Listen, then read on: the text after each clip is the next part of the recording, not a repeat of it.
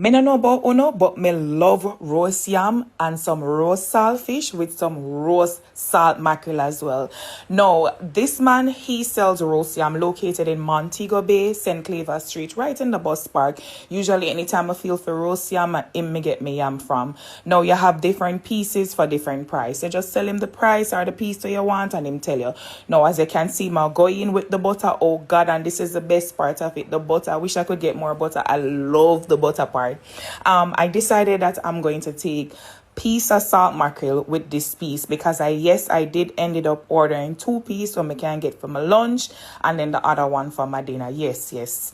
And see him bag it up there nice for me, and then we are gonna go in with the second piece. I got a much smaller piece.